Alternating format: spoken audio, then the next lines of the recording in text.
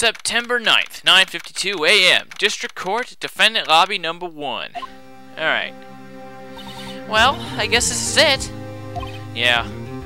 One way or another, this case gets decided today. Ah! Phoenix, look! Oh, great.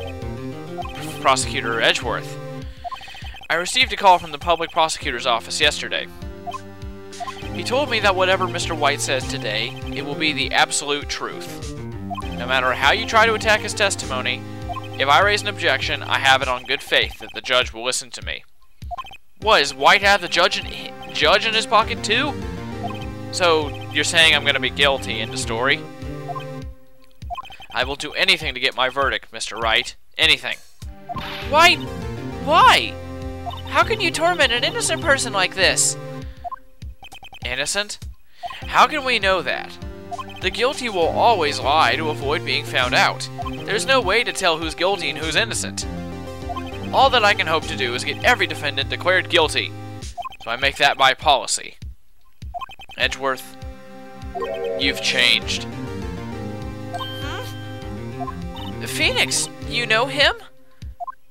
Don't expect any special treatment, Phoenix, Wright? Phoenix? Well, court will be opening for session soon. What? But wait! Your defense attorney isn't even here yet. He's not... I'll be defending myself. What? Okay, let's go ahead and do this.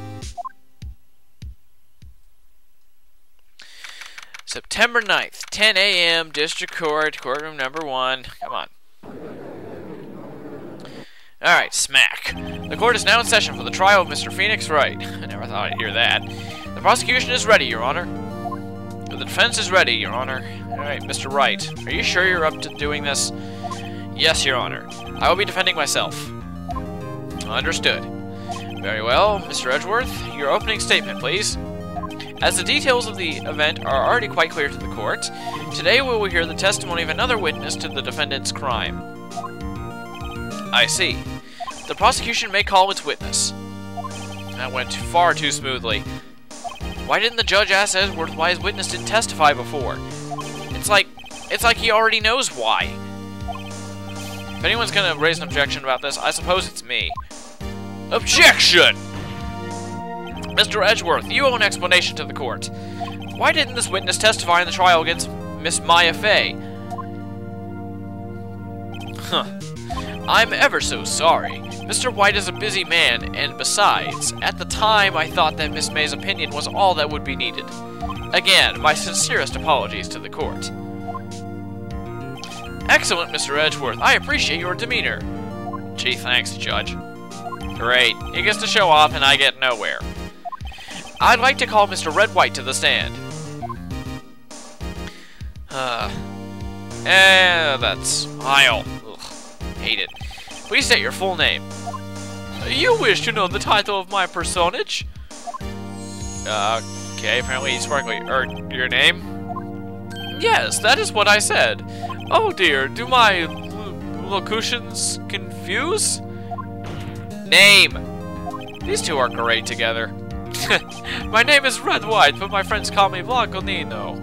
Okay, I'm CEO, or to use a more common term, the president of Blue Court. You know, somehow I think everybody knows what CEO is. Come on. You might not know exactly what the whatever. You might not know exactly what it is, but they get the picture. Did you know the victim? That would be a negatory. No, I did not, even though we know you did. You were at the Gatewater Hotel the night of the murder? Correct. And you witnessed the murder from there? Ahem, well, why tell you what you already know? Very well, Mr. White, you may begin your testimony. If I can't rip this guy's testimony apart, I'm done for. Why do I always feel like it's the end of the world and I'm the last man standing? Ho ho ho! Oh, yeah, he's gonna use our his hypnotic sparklies against us, kind of like, what was her name again? Regina, there we go. I hope you've made your peace with God, Mr. Lawyer. Let him have it, Phoenix. We will. We're gonna pwn this guy. We're gonna kill him. I hope. Let's see. It was about 9, I believe. I was quietly reading to you, some papers by the window. Then I heard a bedlam coming from outside. Surprised, I turned to look at the building across the way. It was then I saw him, a spiky-haired man attacking a woman with long hair. Needless to say, that man was none other than you, Mr. Lawyer. I called Miss May over at once. She, too, was flabbergasted, of course. And the victim, she ran away, but you gave chase. Finally, there was a terrible impaction, then it was all over. If things occurred as you testified, then I'm afraid the defendant is guilty. Very well, defendant, Mr. Wright. Your cross-examination. Yes, Your Honor. Alright, let's do this. We're defending ourselves. Okay, let's see, it's about 9. It's quietly perusing. Okay, I don't care how you talk. Heard a bedlam. Surprised, I turned to look at the building across the way. What did you see? Tell me now. So you were reading your papers until you heard that sound? But of course, I am no snoop peeping out of windows at night. No snoop? Yeah, right. You made a career out of snooping. Alright, it was then I saw him, a spiky-haired man attacking a woman with long hair. Long hair. Spiky-haired? Yeah, that was the most worthwhile pressing of any... whatever. It was you. Hey, that's wrong. What you just said directly conflicts with Miss May's testimony. Miss May clearly stated that the assailant looked like a girl. I've always been proud of my eyesight, Mr. Lawyer. Just what is your eyesight? Apparently it's sparkly. Counting both eyes, 40. 40? Don't add them together. I think the witness is trying to say his eyesight is good. Hey, whose side is the judge on anyway? And what did you do then? Alright, I called Miss May over at once. She too was surprised, of course. The victim, she ran away, but you gave chase. Oh, that's about that. Can you be a little more detailed about that? I think it's worth knowing exactly what happened. Of course, comprende, I understand. The victim was attacked by you and ran to the left. You gave chase and struck her down. Are you sure? He is sparkly. As you know, I am always absolutely correct. Okay. Perhaps you could change your testimony to reflect this new detail. Alright? The victim ran to the left and you gave chase. Well, let's see here. We know we have May's testimony. The victim dodged an attack and then ran to the right, huh? Objection! I know where we're going with this. Wait right there! Mr. White, you've epic finger-pointed your own grave. What is this? You said the victim ran to the left, but that directly contradicts Miss May's testimony. She clearly stated that the victim ran right. Oh ho ho, it is simple. You have misheard her. I think not. Look at the floor plans.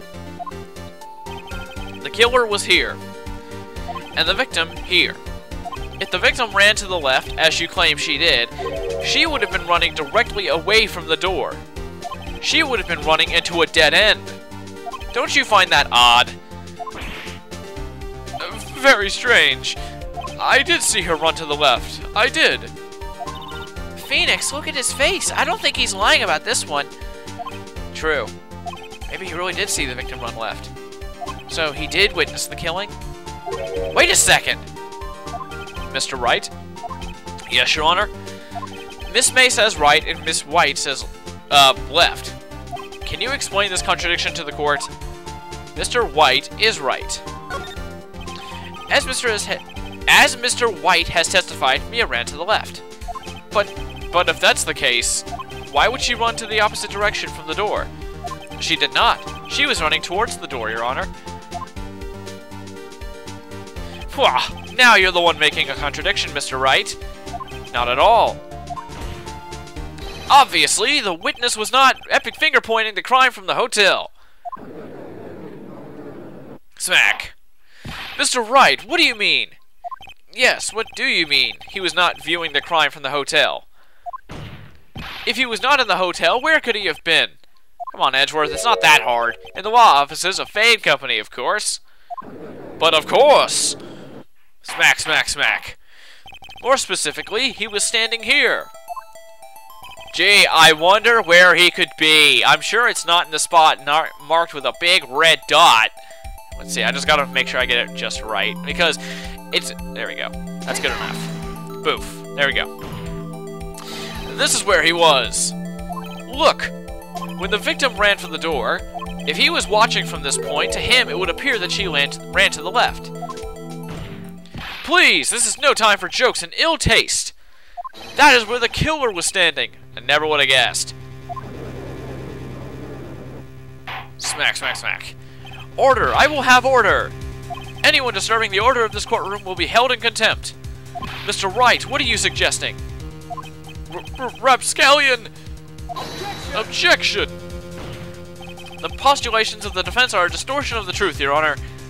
Indeed, they do seem a bit far-fetched. Ho ho ho! You provide us with so much entertainment, Mr. Lawyer. What now? He's laughing?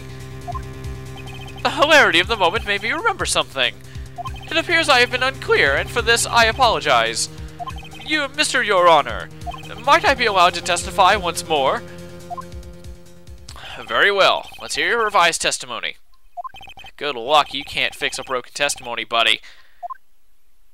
Alright, with the testimony, she ran to the left. Miss May's testimony was correct, as was mine. When you assaulted the girl, she first ran to the left. And then you hit her, savagely. That is what I saw.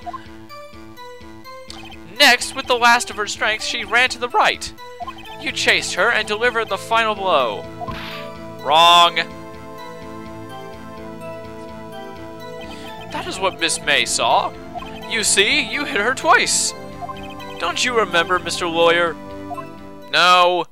Even you didn't hear her twice. That does seem to make sense. Will you be cross-examining the witness's testimony? Of course. You bet I will. I mean, yes, Your Honor. I already know what we're doing now. But since we're getting close to the time limit, I'm going to go ahead and see you guys in the next part where we continue. So I'll see you later.